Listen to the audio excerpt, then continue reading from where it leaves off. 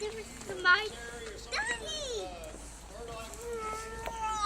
But we could not have done this without each and every person here.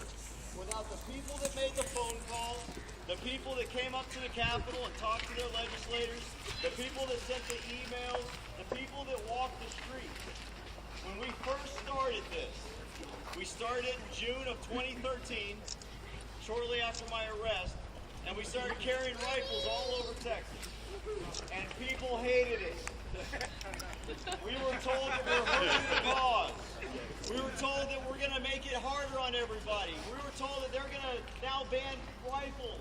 We were told all kinds of things that we needed to stop.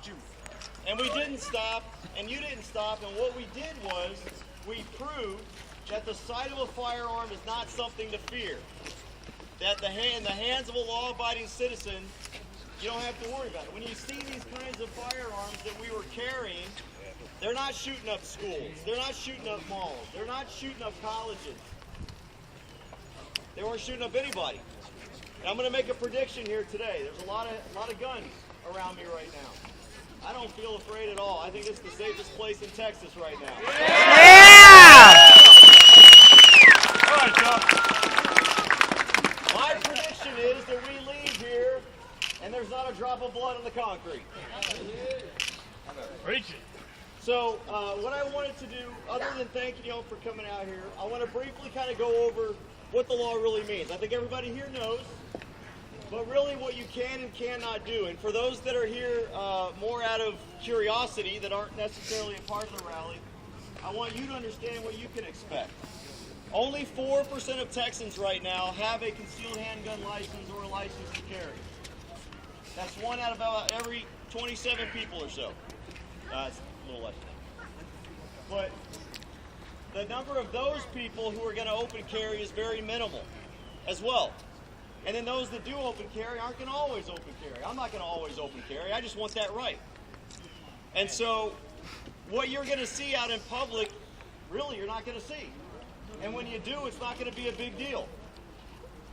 I've been in the military for the past 20 years.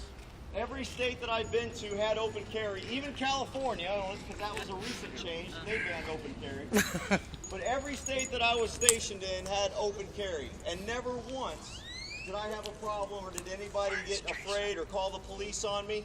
One time in Walmart, I had a guy come up to me while I was in the toy section with my son and said, "Hey, have you had any problems with your open carry handgun?" I said, "You're the first person that's ever said anything to me." That's exactly what it's going to be like in Texas.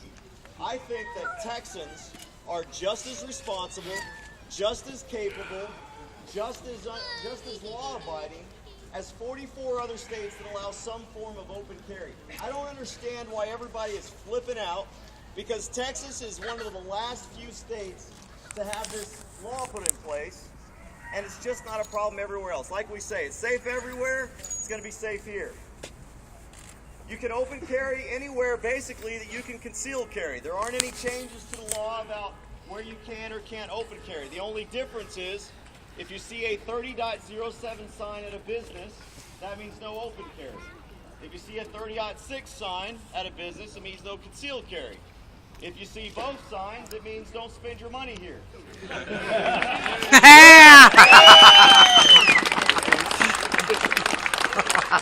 30.7 for open, 30.6 for concealed. I think You got it right. Right. Now, on campus carry passes in August. That is the only difference. You cannot open carry anywhere on a college campus. That includes the parking lots, the sidewalks. So even though you can carry a concealed handgun onto a college campus right now, and in August you'll be able to go through a door, you cannot open carry anywhere on a college campus. So I want to make that very clear. The other thing is that this is another object of, for some reason, confusion. The gun has to be in a belt or shoulder holster. It doesn't have to be on your belt or on your shoulder. It has to be on a belt or shoulder holster, according to the law, on or about the person. So if it says on or about the person, when you hear people say it's got to be in a belt, on your belt, loop through your belt, some of those things, that's just simply not true. A drop leg holster is a belt holster because it connects to your belt. Now I'm going to get a little absurd here. if I wanted to, I could take my belt holster and strap it to my forehead, and it's perfectly legal. All right? So don't let people tell you that it has to be on your belt. Obviously, you want it where it's going to be safe. So, what am I missing? That's pretty much it.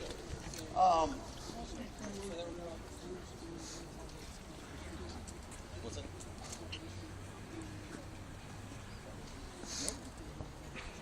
Oh, yeah. The good news is, early on we heard a lot of problems about stop and frisk here in Texas.